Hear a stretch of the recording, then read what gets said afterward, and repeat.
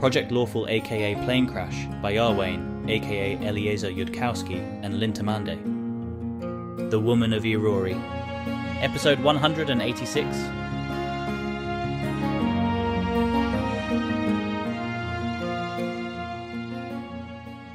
After about the 6th purchase of the soul of a Project Lawful girl from Account of Hell, delighted to be getting one over on her by selling at the last list price, or else suspicious that they're being cheated, or both at once, Carissa can feel herself flagging.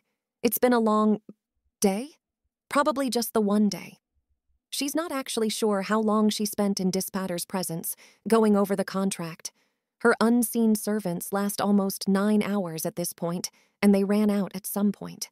The Most High hasn't recast planar adaptation, which means it hasn't been more than 20 hours, unless time is obeying Dispater, here, which it probably does do. But it's been long enough that she's run through all her adrenaline and is persisting on sheer determination.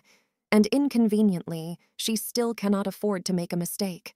When she's a devil, she won't need to sleep and won't get tired. It'll be amazing. Is probably also the company. This Count of Hell looks like a chiseled naked male form composed entirely out of writhing white maggots, each maggot so tiny that seeing it from across the room, you might only notice a moving white statue of a man of an odd texture. Not that the appearance would be that disturbing on its own, of course, but he is also scary. Restoration. They don't particularly have the option of calling a rest. When Pilar's parasite has completed its negotiation with Dispater, she is escorted out by some black-winged, many-clawed servants to the meeting hall where soul sales are ongoing. The sights to see along the way are marvelous. Dispater's palace is the most civilized place in hell. Agonized souls do get used for the building material, but tastefully. Petrified angels do gaze desperately down on the passers-by, but they're very pretty ones, and no one has recently dumped acid on them or smeared them with entrails or anything. The air is tastefully scented of lavender. There's a waterfall of blood. It doesn't really bother her. It doesn't really bother her. She's seen hell scried to her before. It doesn't really bother her. She's seen hell scried to her before. Maybe she wasn't there in person, but she was shown more tormented things than this. It doesn't really bother her even when she sees the elegant dancers with the desperate eyes, but she does feel curious then. Are they being punished? Shaped? She asks one of her black-winged guides. They're decorations. Curious about what they did to turn into decorations or how long they stay decorations. That one, say. Pilar points out the dancer nearest to herself. Oh, striking facial features, interesting poses, expressive eyes, long limbs. Just because longer limbs translate better to most poses. Angels are popular even if they're kind of ugly angels. Musculature, that sort of consideration. These were a gift from the Duke Ki-Zarafar. When this wing of the palace was built 9,000 years ago, Lord Dispater doesn't change up the displays much. Makes sense. Probably the dancers don't remember either. At this point, how they failed Asmodeus so badly. Maybe she's just tired. It's been something of a day. That could be why she's feeling vulnerable, like this, in a way she didn't feel when she was trying to defend her beliefs to Azataz in Elysium. It's the +6 wisdom headband, if anybody's wondering. The repurchase of the Project Lawful girls is going much faster than the negotiations with Dispater did in terms of objective time. His subordinates have been ordered to sell, and most of them have just sold, with some angry resentment that they're not profiting more but not wanting to waste their own time on foregone conclusions. The time just seems longer because the lesser nobility of hell are so much more tiring to deal with. Last among the sellers of Project Lawful girls to Savar, Asmodea's most recent owner of record, who bought her cheaply compared to the other nobility of hell commanded here to exit this market. It is but a seigneur of hell, taking the form of a sheep-headed humanoid devoid of genitalia and with empty bleeding eye sockets. It bought Asmodeus speculating that the price of Project Lawful girls would soon recover, and it seems to think that Carissa Sevar looks tired enough to eventually pay over a price closer to that of the other Project Lawful girls. If it goes on arguing for why its investment was clever and risky and deserves more than mere repayment. There was an attempt made to resurrect her by a non-evil caster, and a less alert owner might have let that go through when its possession had already been kidnapped away to the gardens of Ericura. Asmodea's soul is only safely where it is due to its own cleverness. It is true that it would have been very bad for Asmodeus's interests if the idiot holding Asmodea's soul had permitted a resurrection by a non-evil caster. This seigneur is richly rewarded by continuing to exist. Being a mortal favorite of Dispatter does not give her the dominance to talk to a seigneur of hell like that. Observably, it seems to. She is violating her order and place in hell, not realizing that Dispatter's orders to see this transaction done cannot protect her from the later retribution that her slights will see visited on herself. Either I shall rise in hell to become a power in my own right, so precious to Asmodeus that you will quake in centuries in terror at the thought I might remember your name and see fit to crush you, or I shall fail and be destroyed for it. Any lesser nonsense is entirely irrelevant to me. Sign the contract. It signs not happily, but happiness is rare in hell. Well done on completing your collection, Carissa Sevar.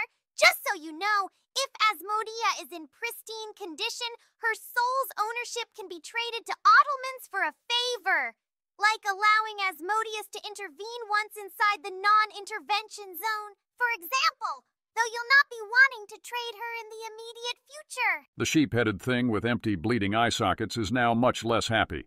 It works for Caden Kaleen, she tells the sheep-headed thing irritably. You should kill it. The sheep-headed thing stares at Pilar with its empty and bleeding eye sockets. It turns its head back, giving Carissa Sevar an empty-socketed expression that somehow still conveys skepticism. Then it stalks off, showing a terrible anger and dignity that would be more effective if it did not also somehow seem to be running away. Snack Service is saying that you being known to have gotten one over on Lord Dispatter's subordinates will help with your reputation in hell, and it's complaining about how you're not being grateful for that or for the favor it did you of making sure you made the right trade.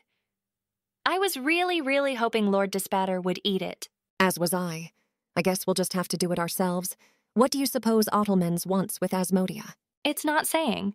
Well, I'll think about it once I'm smarter, and if I end up concluding that Snack Service did me a favor a mortal should be grateful for, then I still won't be grateful, because that is my due. Now let's sign some options on security souls. It goes quickly, possibly because Pilar is standing behind Carissa Sevar in the position of something subordinate to her. Good. Carissa is about ready to go home. Not that she has one.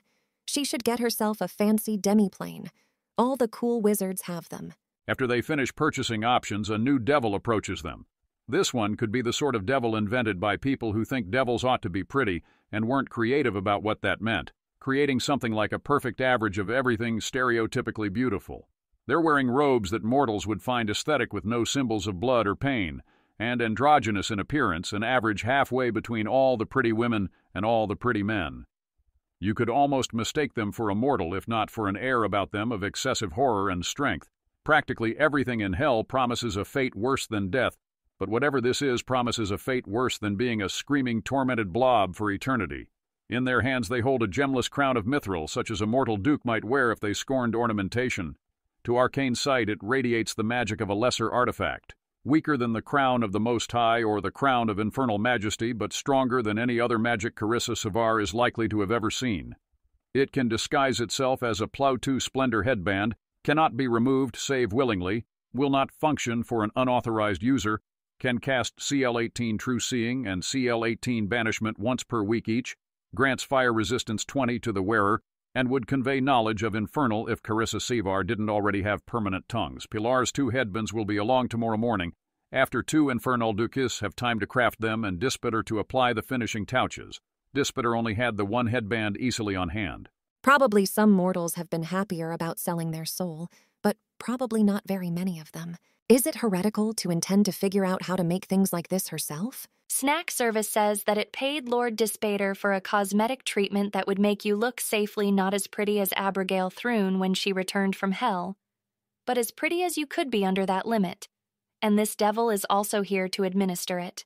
I am confused Snack Service cares about that, but I guess it sounds useful for a Keltham seduction plan. Go ahead, she says to the terrifying pretty devil. If you weren't like Carissa Sevar or Pilar Pineda or somebody like that, you'd probably consider this horrifically painful. It is, in fact, horrifically painful. But this is everything hell is supposed to be.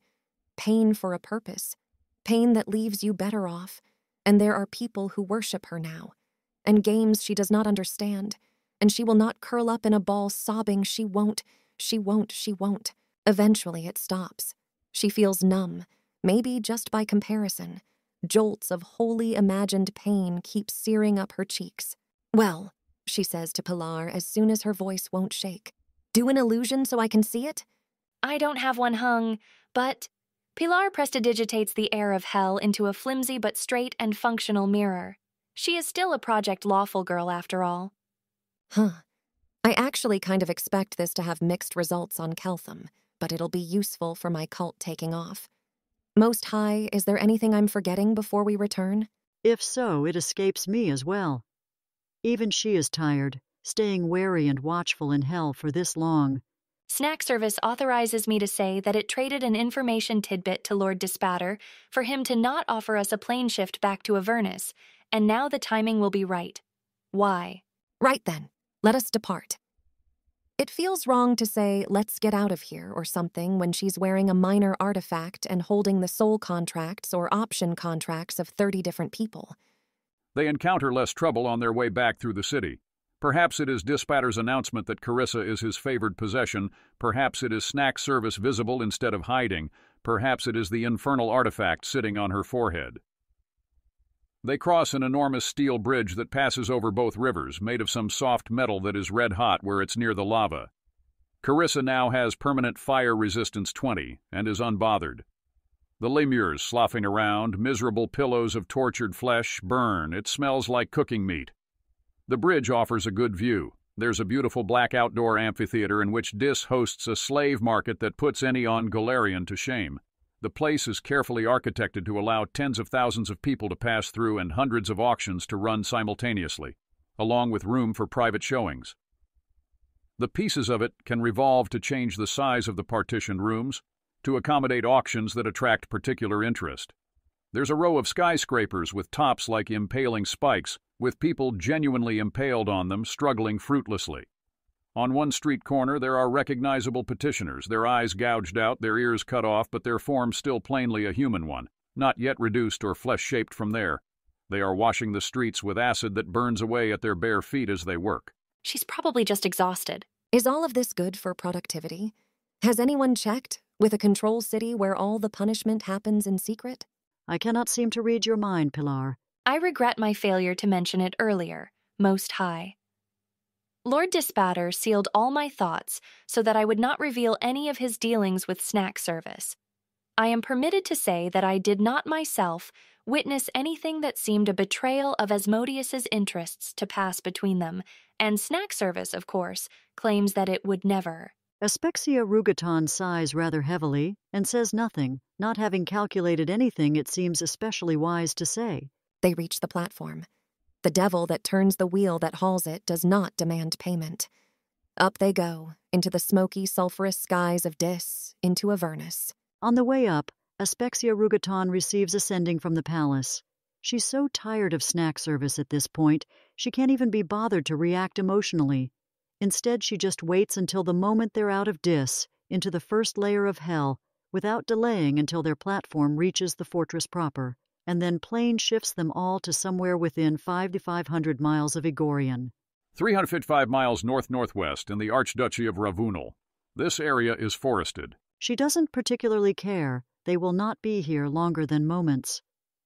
So long as we were not already back, we, that is, Sevar and myself, were summoned to a formal event at the palace, if our condition permits it. I replied that we'd think about it. You, Sevar, are apparently already dressed for it. It's to begin shortly, and while I doubt the Queen would begrudge you a quarter hour to recover, I expect she'd also be pleased if you arrived on time. Were you in good condition on arrival? Aspexia Rugaton taps Sevar with another lesser restoration as she speaks. I'm not even going to be able to sleep when I'm dead, am I? If it pleases the Queen, we can go now. Aspexia Rugaton invokes an item-based teleport to the designated landing platform right outside the appropriate area of the palace's forbiddance. Security doesn't recognize this beautiful woman at first, but the girl with pink hair and the Most High beside her are a sufficient hint for him to put the rumors together. "Lady Sevar," he says, awestruck at both her appearance and the magic radiating from the crown she wears. She looks exactly like the rumors say. Oh, shoot. Does she know this person? Does she own an option on his soul and not even recognize him? That's so embarrassing. She really doesn't recognize him at all, though. Yes. He bows to her, relaying a telepathic request for orders as he does. He straightens. I'm to escort you to the Queen at once, lady. First, give over to me those headbands you no longer need and your bracer of infernal culture. Pilar, with me. Aspexia stalks wearily off to find a nicer dress while all this is going on. If Greater Carissa foresaw all this, Greater Carissa is definitely working with Nethys. She realizes dimly as she is escorted to the Queen. She'll think about that tomorrow, after she's gotten some sleep. Carissa, I shall inquire of how your negotiations went once we have a moment. It's evident enough from your new headgear that you received more than beauty. The Nidal War is over. Pangolé surrendered. Much of the nobility of Cheliax has assembled to celebrate this night, and it would be a convenient time to present you, if hell wasn't too hard on you, was it? Truth be told, I rather took a liking to it. Congratulations on winning the war. I couldn't have done it without the convenient pretext and Autelmen stealing all their diamonds and Zonkuthon being sealed, and Zonkuthon's clerics losing their higher-level spells, all of which are no doubt Project Lawful's fault in one way or another. Would you like to be presented as Lady Sevar straight out? Or shall I introduce you to them at first as my beautiful lover, who's just recently been to the big city for the first time, and let the more foolish wolves sniff at you and scorn you before we spring your real identity on them? I've visited Egorian before recently. I was 8. My father had a business teleport with extra space in it, and he said he'd take me so long as I understood if I made a peep the whole trip he'd cut my tongue out. It was lovely. The bigger city, Carissa. You are tired, aren't you? Exhausted. I can keep up any game you want if you tell me the script, but left to my own devices, I will only smile mysteriously and occasionally almost slip and call you Abigail. We could present you as the naive lover, and any slips you make will obviously be part of your disguise once revealed. Or you could be Lady Sevar and scorn the company of all, save the few who've been to hell themselves, who'll understand the exhaustion. Do choose quickly. The gathering is almost set to begin. Naive lover, and we can see if anyone figures out how much of that isn't lying. Do you need an illusion, or can that crown shift itself? It's very well behaved. Plug to Splendor headband, like so. Excellent. Abigail takes Carissa by the arm and sweeps off with her toward the celebration of victory over Nidal that is about to begin. It's time for the best night ever! According to some imaginable utility functions, which may not be shared by literally any of the participants in this event, including snack service. The greatest ballroom in the Imperial Palace has been pressed into this event. It's not quite fair to say that it's more of an arena with a dance floor because you can't fit that inside a realistic palace, but the design of it takes something from an arena. There's 3 levels to the surrounding structure from which you could look down on the dance floor and the platform that identifies the room's head, balconies and boxes with one-way windows that look outward, reachable by a confusing and deniable maze of halls and stairs. Whoso made this room recognized and intended that at least half the people in it were going to sneak off and conspire together, and half of those wouldn't want to be identifiable as having left or returned in each other's company.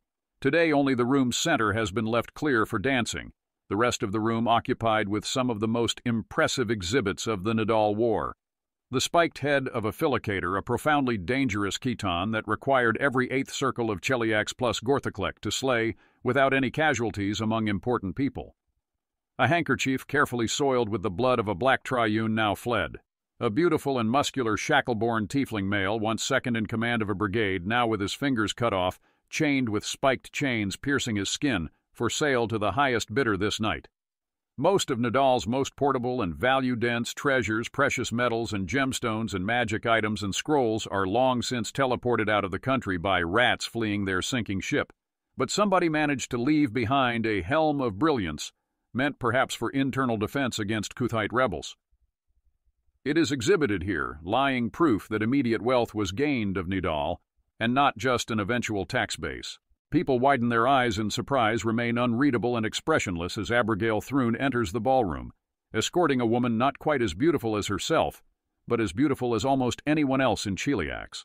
With none of the visible marks that would betray the work of alchemists to the trained eye, she's either a rare natural beauty or the work of a surpassingly skilled fleshcrafter. Those who can cast Detect Magic do so, noting if they pass those spellcraft checks that the new entrant wears a +2 headband of splendor and a ring of eloquence and a ring of sustenance, and bears some manner of enchanted pin with a transmutation effect currently running. A few in the ballroom have means to check the strength of her alignment aura and find she apparently has none, which might or might not be true at all. The beauty looks like she's numb with fear, or possibly somewhat tired and checked out, but it's probably that numb one. Nobody could possibly be tired enough to check out of being escorted by Abigail Thrune into a room full of the most dangerous people in Cheliax. Her infernal majestrix, Queen Abigail II of the House of Thrune, addresses the crowd without bothering about moving to the head of the room. My loyal subjects, and everyone else present, tonight we celebrate the end of an era of Cheliax. Under your previous ruler, you lost Andoran and Galt. Beneath myself, you've gained Nidal. We are no longer a structure that dies, but a structure that grows. Nidal launched a treacherous surprise attack on us, in defiance of the knee they had pretended to bend to us through centuries. Our god miserably crushed their god, and their defeat in battle followed shortly after. The news sheets will say that our armies and wizards proved their quality, but in truth, they mostly proved their quantity. Don't bother consoling yourselves about how few other countries in Golarion could field soldiers as individually vicious as Nidal's. It's heresy to claim that hell cannot raise up more vicious and formidable warriors than Zon-Kuthon, and we have fallen unacceptably short of that target. This war should not have taken as long as it did. Tonight I do honor then to the wizard academies of Cheliax and the schools that feed them. Quantity won this war. The Cheliax that trains a greater percentage of its inhabitants to wizardry than any other nation in the world. It's still not good enough, of course. We are ramping up the manufacture of intelligence headbands beyond what any other nation in Golarion imagines to be possible. Not only +2 intelligence headbands, but +4. In the short term, we intend to fit all our 4th circles with +4 headbands and all our 3rd circles with +2 headbands. In the middle term, the most promising students in academies will be loaned headbands for 6-hour shifts in 4 classes, speeding their initial acquisition of wizard skills. In years beyond, we'll use that to train INT 13 students as if they were INT 17s, and double our wizard population from its unacceptably low current point of being the highest in the world. We begin with the highest percentage of wizards, and in the true contest now begun with the scientific revolution out of Osirion, our path to victory will be compounding the interest of our initial wealth. They, too, will learn to refine spell silver as we do, given time. We have begun first. We will have more wizards who master prestidigitation. We will refine more spell silver. We will make more headbands and train more wizards. And every innovation out of the scientific revolution that they do not manage to keep utterly secret will be adopted by a country that is more literate than theirs. We will be more motivated and more unified, because that is the advantage of evil over good, and the advantage of law over chaos. But make no mistake, it is very hard to win a war with quality that you are losing on quantity. Wars are won by farmers, not warriors, because it's the farms that determine how much gold you have available to raise up warriors of whatever quality you can manage. If you get fascinated by whatever sparking gadgets are coming out of the scientific revolution, and ignore what knowledge our spies have stolen about agriculture, sanitation, medicine, educational techniques, I will kill you and give your heir exactly one chance to do better before I take away your family lands and award them to somebody more competent. I am also unbelievably pleased, you have no idea how pleased I am, to announce that in the coming month, every single noble of Cheliax will be issued with a +4 intelligence headband. Anytime your superior or the crown tells you that you're being stupid, you're going to take off whatever headgear you were previously wearing and put on the intelligence headband and not take it off until they tell you the problem has been corrected. I've had it with ruling a country of idiots. I'll end by introducing to you my most recent lover. She's weary, having just returned from her first trip to the big city, and wasn't expecting this party. But I have every confidence in her ability to handle a little surprise like that. Have fun, dear, inaudibly to any others. And remember the identity of any one celebrant below the county level who annoyed you sufficiently for later games tonight. The beautiful woman on Abigail's arm smiles at her and nods just slightly and looks around at the crowd. They're more attractive and much less terrifying than the crowds in Dis. She wonders how many of them have been, how many of them know, and how many of them just try not to think about it. It seems pathetic to her, trying not to think about it. Her crazy cultists are also pathetic, but at least they think about it enough to be afraid. Does Abigail think about hell? There's no way she doesn't. She has definitely been there. It's really, really not the kind of thing Carissa can ask, ever. It's a really good thing that later they're going to revise all their "this girl is an idiot" opinions to "Carissa Sevar was elaborately toying with us," because now she is staring emptily at the crowd. No more of that! Abigail's mysterious, probably terrified new lover is at this party, and she's going to meet people. If she looks innocent and overwhelmed, well, that'll probably interestingly filter the people. It's not quite wise to pounce too directly on the Queen's new plaything, even when she pretty much invited it. This noble is apparently being very polite as he inquires how Miss Incognito found her first trip to the big city. Igorian, one thinks, or was it more of a surprise trip to Absalom? Oh, it was unforgettable. Very tiring, a little confusing, but I'd never seen so many kinds of people before, and I got some shopping done, and it was lovely. Only I didn't know about this party tonight. We got a sending all out of the blue. He notes that she didn't say which city, which could just be her concealing things for the fun of it, though even that much spark is more than someone might have expected from an empty pretty thing. But then, the Queen might well have been more likely to choose someone with spark, though her beauty would then have to be artificial and very expensively so. Her infernal Majestrix did lecture them tonight on the importance of intelligence. It would not be even slightly out of character for this woman to be some sort of intelligence test, with a prize to the first person there to fully solve her. What kinds of people, dares one inquire? I saw Pilar Pineda, with the pink hair.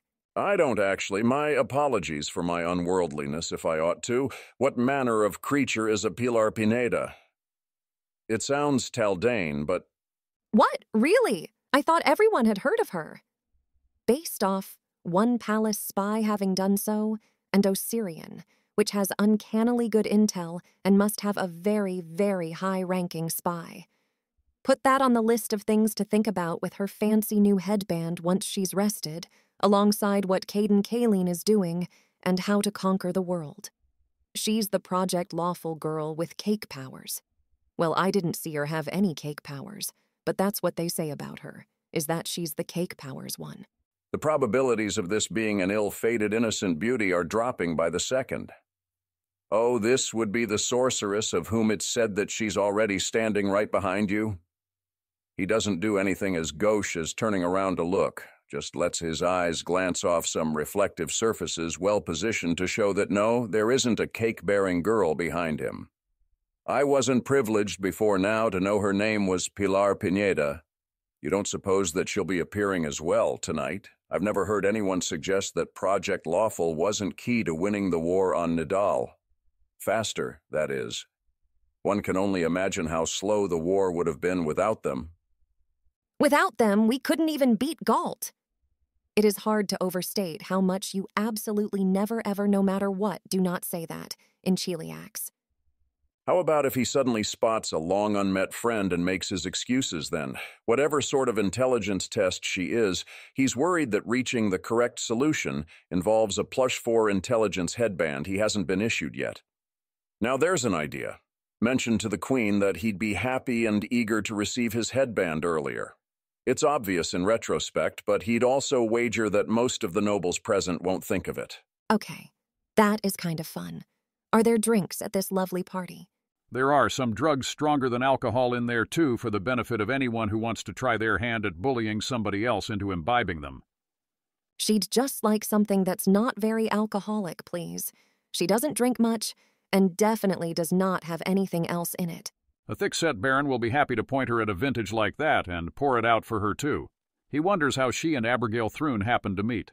Well, she showed up in disguise as a mysterious noblewoman, and then again as a powerful sorcerer. It took me a while to realize, and then when I did, I was terrified, but she's really very nice. You'd have to ask her how she decided to bother with me in the first place. He supposes that's one way to seduce people when you're Abigail Thrune.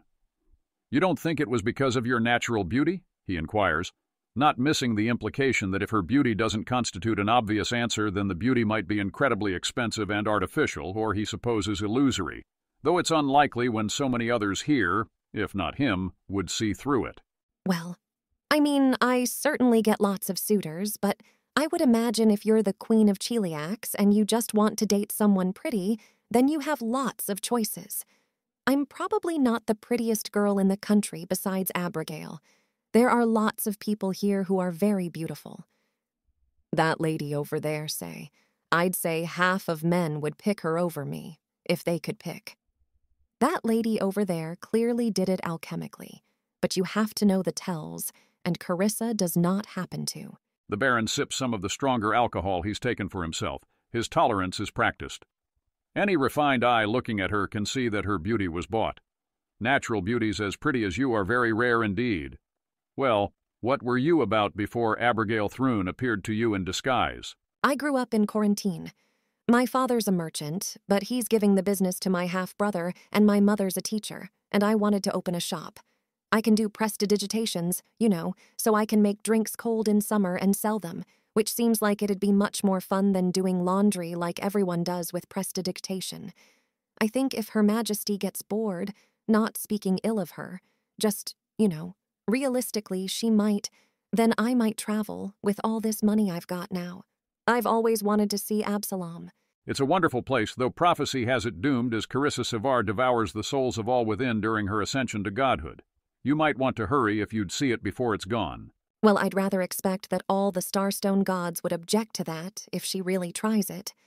Also, if she were ascending, couldn't she just touch the Starstone in a non-soul-consuming way, like everyone else who ascended there?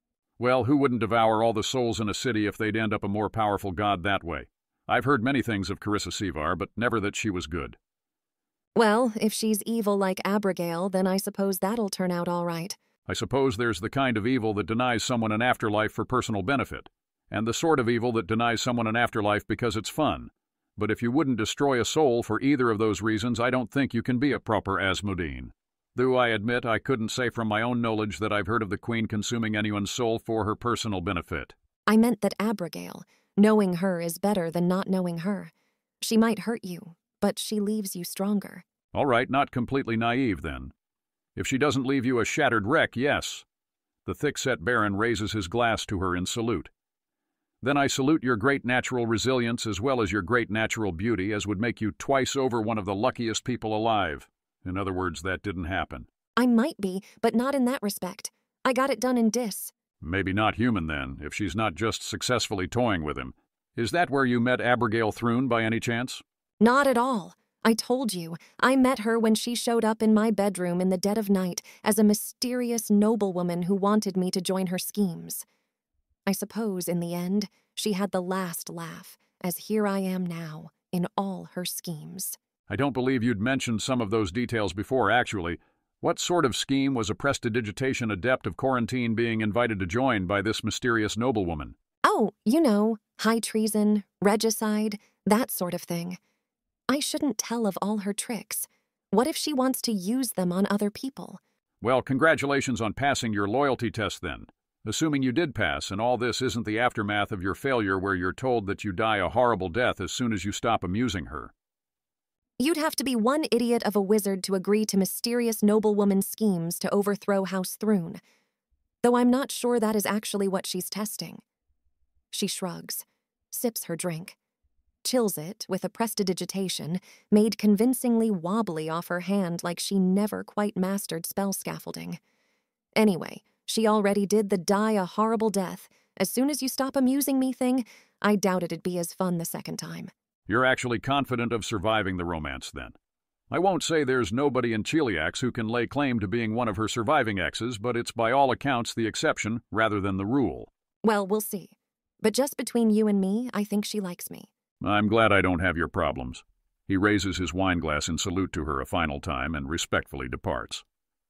The thing about Cheliax is that its surviving nobles are not the sort to charge in heedlessly.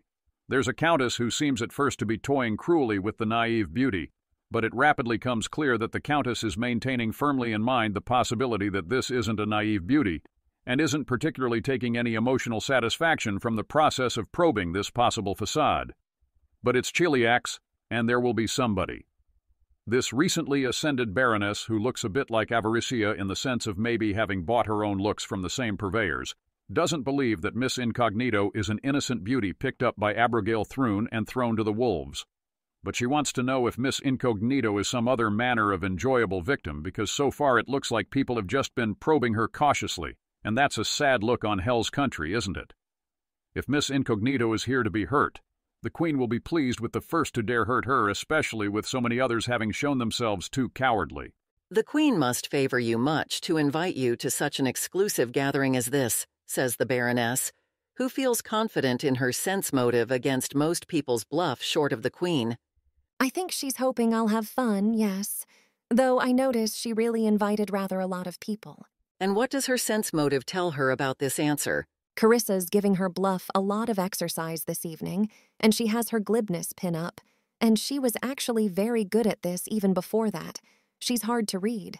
However, I notice she really invited rather a lot of people is in reserve to be interpretable in retrospect as an insult, say, rather than outright being one. It takes a number of people to run a successful war, many fewer than have been deemed worthy to be here.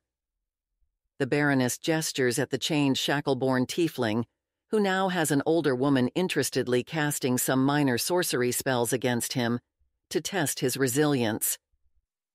Even that sad thing contributed. You can't have a successful war without an enemy, or loot, or a conquered people to learn their new place. Subtext. And what's your place here, then? Good of the Queen to invite one of them, then. Though I have to say, I don't know that I like it. Why'd they cut off his fingers? It's an apparently sincere question, with the slightest note of concern for the poor thing. Well, you know what they say about Shackleborn. Couldn't have him going around fingering people. I don't know what they say about Shackleborn, actually. And probably it's changed in the history books, now that Nidal is conquered Chelish territory instead of a technically allied independent polity. To put it another way, at a party like this one, you're either one of the ones who does the fingering, or you're one of the fingered. Cutting off his fingers serves to ensure nobody becomes confused about which role he holds here. They have him chained up and they're doing an auction. And it seems like some bloody, expensive symbolism, what with how whoever buys him is going to need a regenerate to make him useful. Maybe she really is just an innocent who does not understand the way that the court in Agorian works, at all. If she's bluffing incredibly well. Nobody here gives a fuck about the cost of a regenerate. Not that he'll get one. He's being sold for purposes of interesting suffering, and doesn't need fingers to suffer. Right. Sorry, where I'm from, people buy slaves to do things. There's things he can do without fingers once he's properly broken. It takes a long time to break Shackleborn, but they're good for a longer time after that than most human slaves after you break them. He's a good investment for someone who wants to practice their hobby of cruelty in a medium that requires a long effort of the hobbyist and rewards that long effort with a lasting bit of craft. And you wouldn't want him fingering anything during the process. Are Shackleborn an interest of yours? They weren't, but that was before a couple of thousand such went up for sale in Cheliax, and somebody at the victory party so forcefully called my attention to them. I don't care enough to win the auction on this one, but maybe I'll try my luck with one of the others, and cut off their fingers and leave them off, now that you've brought the subsequent possibilities to my attention. I know you don't want your name spoken here, but is there a way I could mail the fingers to you? What are you trying to prove? Obviously, we won and can do as we like with everyone in Nidal. I just don't personally happen to want anybody's fingers. Yes, that would be exactly why I'd have the fingers delivered to you, you see, because you didn't want them. It's a question of who in Cheliax gets to do what they want with everyone in Nidal, the ones who want tieflings to have fingers, or the ones who want them not to. So far, it looks the fingerless tiefling party is winning. Imaginary Carissa is flustered. Real Carissa is having lots of fun and can't even explain to herself why. I feel like you're making this into, obviously, if it's your slave and you want them, limbless and chained to the wall or something, you should get to do that. I'm not trying to convince you to do otherwise. I suppose I do think it's nice that some people don't want that and want nicer things than that, but I bet you think so too. After all, you're in an Asmodean tyranny, where you get to be a baroness instead of being in a Cuthite suffering country where no one gets to have fingers, metaphorically. Well, that's the whole difference between Cuthism and Asmodeanism, isn't it? In Cuthism, everyone suffers. In Asmodeanism, you can be a noble in life, or a devil in death, and get to cause a lot of suffering while doing little suffering yourself. There isn't an option in either system for being little harmed yourself while not dealing harm. Those who never want to cut off a slave's fingers are bound to end up fingerless themselves. Manage to hurt anybody yourself? Because with an attitude like that, I bet you didn't enjoy it properly even if you did. You don't know anything about me. But she does not sound like someone with a lot about her behind that angry answer. Mostly the Baroness doesn't know what kind of victim this is and whether she made any progress at all on hurting her. And something about her seems to not quite fit, because what would somebody like that be doing here and failing to deduce what kind of place they were in from seeing a fingerless tiefling already? The Baroness walks off without saying anything at all by way of departure, the last little bit of injury she might be able to manage. You're either a herder or one of the herdies, and she tries with her every act in life to make herself one of the former. There's now an interesting overhearable conversation nearby, the sort where people are talking in voices not particularly meant to demand attention, but loud enough that somebody else could join their conversation if they wanted. It looks to be a noble, a high-level fighter, and a cleric of Asmodeus. And if they aren't all walking into a tavern, they're at least standing near the drink station. Noble. Sign that the accursed wizards are taking over the whole fucking country. I'm telling you. They go off and figure out how to make an expensive wizard thing more cheaply, and suddenly they're the key to world conquest? Fighter. Aye. If spell silver had always cost 1/10 of the old price, nobody would think anything of mining it so. If only warriors had always lazed about and made an attack every minute. We could pretend now to speed up to an attack per round, and we'd all be the center of attention. Cleric. There's something to what you say. Not much, and not necessarily good, but something. I notice some concern myself that the Queen is handing out intelligence headbands to the nobility. Yes, exactly. It'd be one thing if that were a free action, but you've got to take off your splendor headband to put on an intelligence headband, and we need those. I never thought I'd see the day when an 8th Circle sorceress started to go along with the wizards on intelligence being everything. Who's to say that intelligence is any more important than splendor in life? If intelligence is everything, then why doesn't Nefertiti Klepati rule the world, It's we nobles who run things all over Galarian, and that's because splendor is just more useful than intelligence to everyone who isn't a wizard, everyone living in real life. Aye. Who's even to say that an intelligence headband is any more useful or important than a belt of strength or constitution? Me, for one. I'd say that. At least if we're talking about those who'd rule. There's many a king that wouldn't have attained their throne without a belt of physical might. Once you have the throne and can afford to hire bodyguards, strength becomes not quite as important after. If you can trust the bodyguards, that is, which is a matter of splendor. Did I take a throne, I'd put a splendor headband on myself, but I wouldn't take off my strength belt after. Being strong changes you. There is a confidence that comes from being able to punch through iron and outlast a stone statue. If you cannot outfight your own bodyguards, it changes how you treat them and how they treat you. There is no mind without body. Even petitioners must manifest one for themselves. I'm surprised and dismayed to find myself the only advocate here of the common-sense position that all 6 ability stats are equally important in life.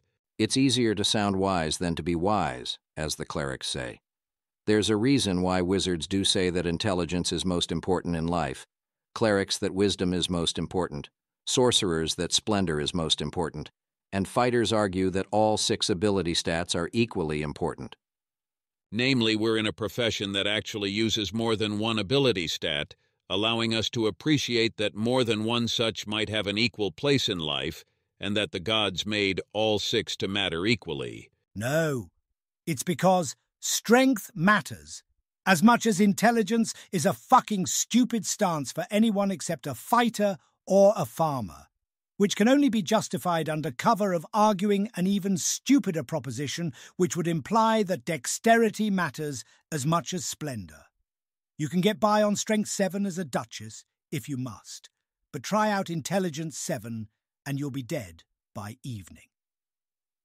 My objection to the Queen's plan is more that once you're smart enough to not be one of these stupid people who never matter to anything, once you're smart enough to qualify for the inner circle of people who matter at all, as they know that among themselves, it doesn't help to be any smarter than that.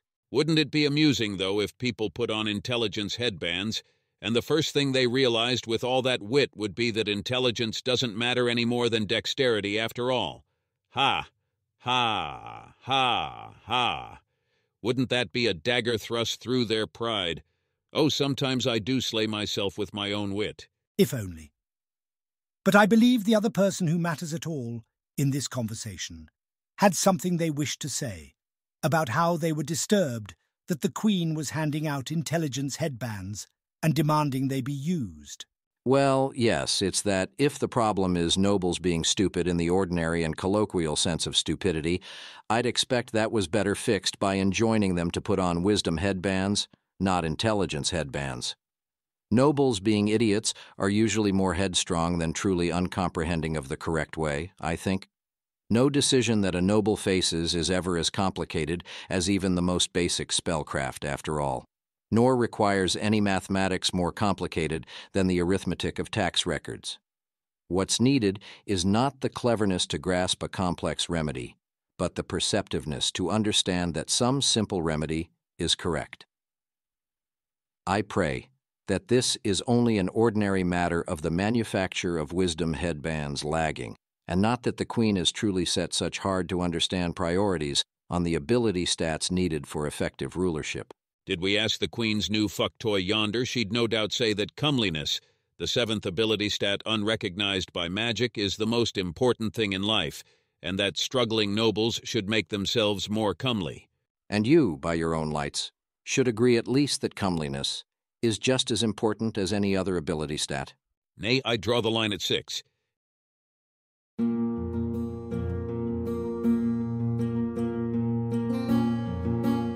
If you wish to support this AI reading and others like it, please visit patreon.com/AskWhoCastsAI.